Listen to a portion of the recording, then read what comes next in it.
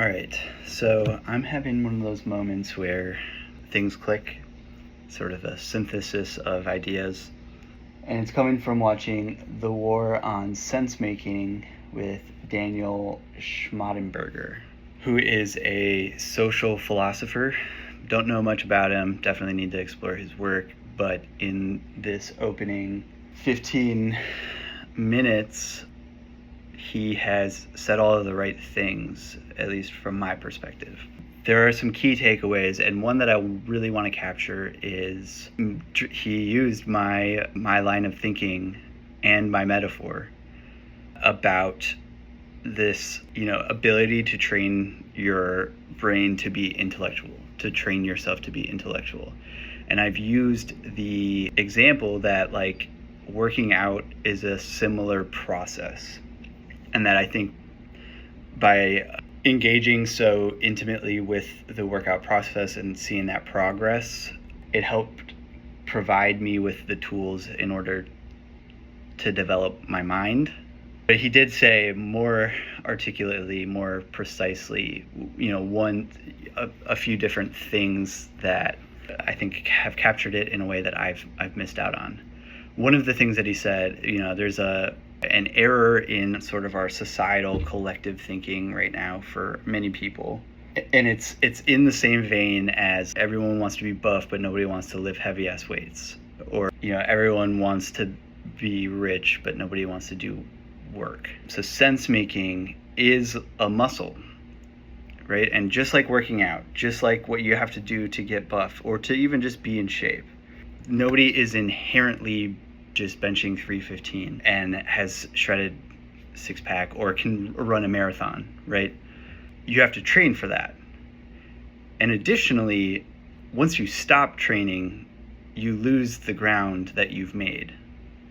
So it's a perpetual process. It's a lifestyle, just like working out, just like eating healthy. So I really like that piece of it. The other thing I want to make sure I capture, and then I'll go from the top on all of this. Truthfulness, and truthful, and representative. And so to quickly capture what those are, there's components, there's multiple layers to communication of information. And far too often are we way oversimplifying that process.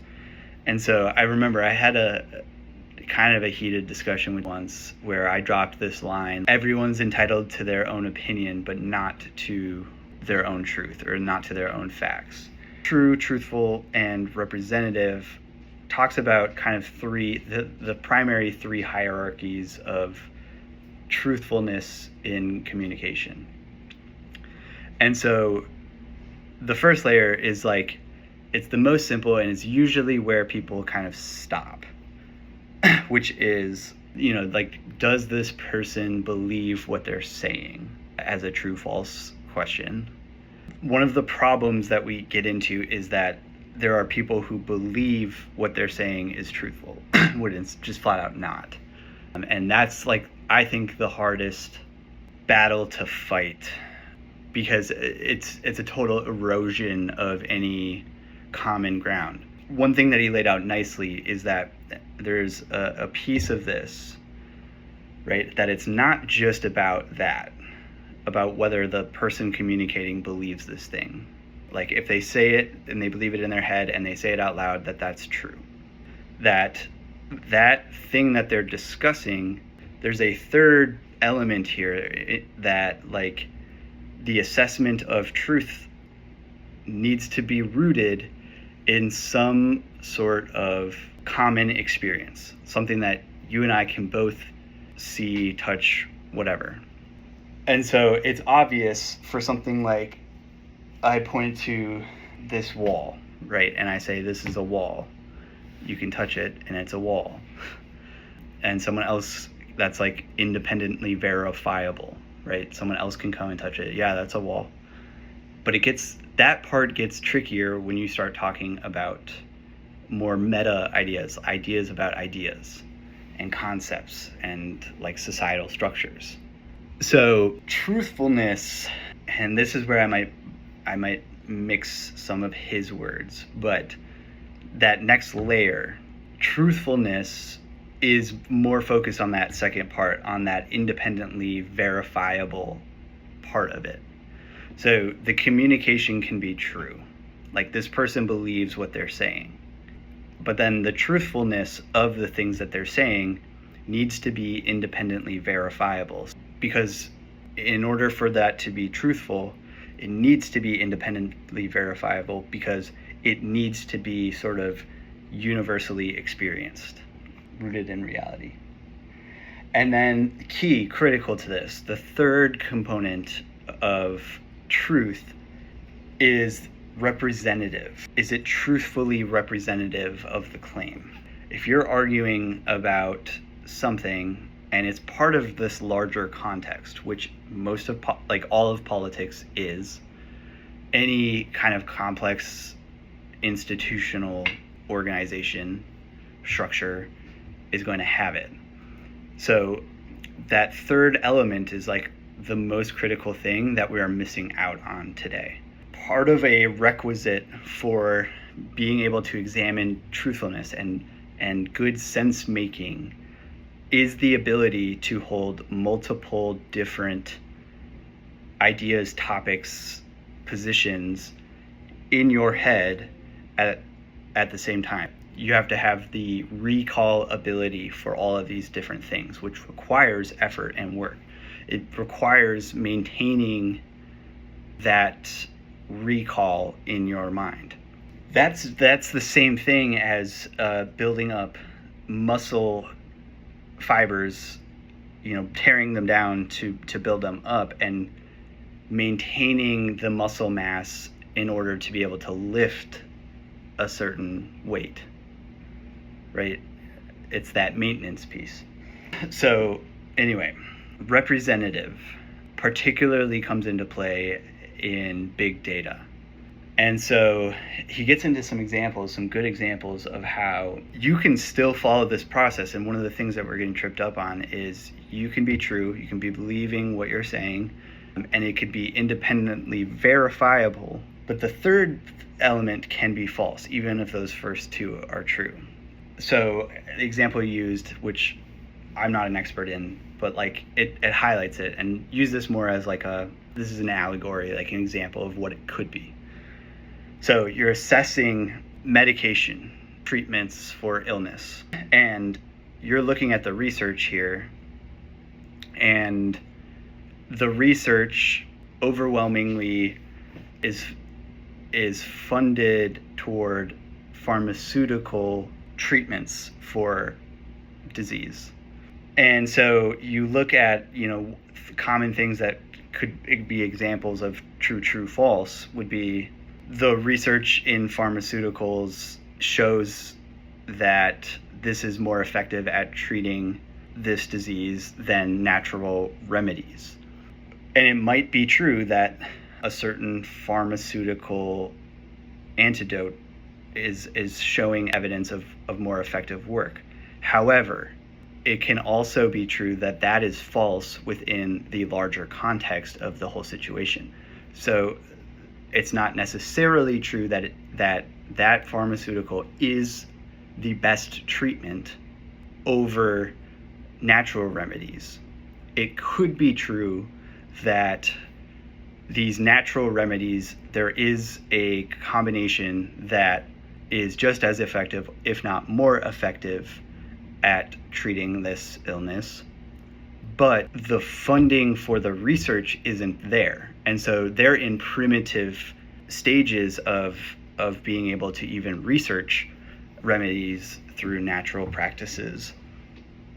Whereas pharmaceutical companies, pharmaceutical interests, lobbying investors are throwing money at pharmaceutical companies to be able to conduct this research. And so there's this whole web of context around this situation, and there are so many different factors influencing truth here.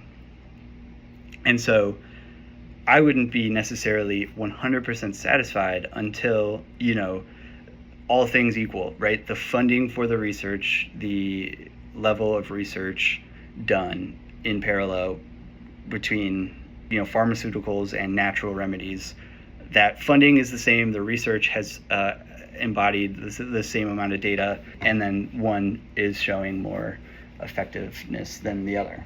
Additionally, he mentions that there are influences to the sense making throughout that entire process that are a factor in this.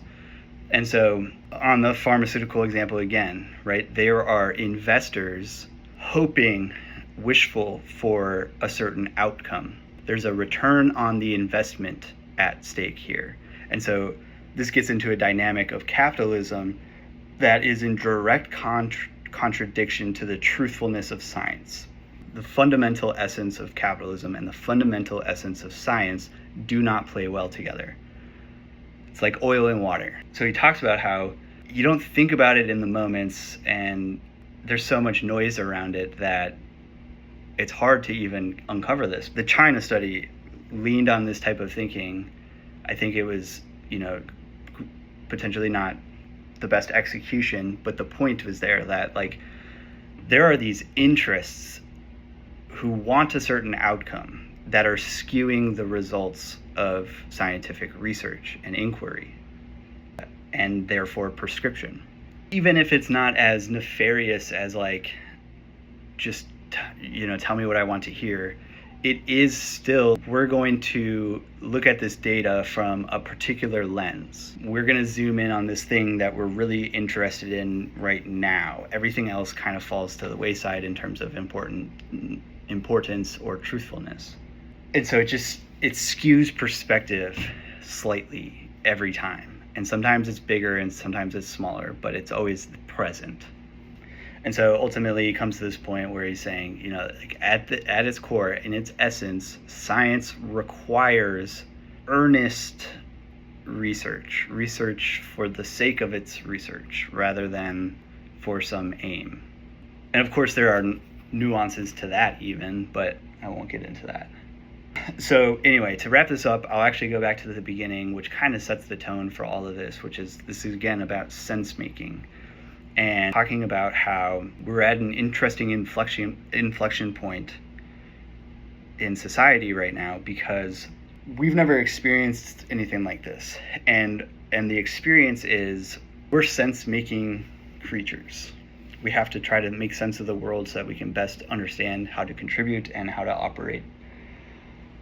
And right now we are getting overwhelmed with information that we have to then dissect sense from. He talks about it in terms of noise, so high potency and noise. So he quickly realized the news is really just an arm for larger institutions, conveying sort of the opinions of larger institutions.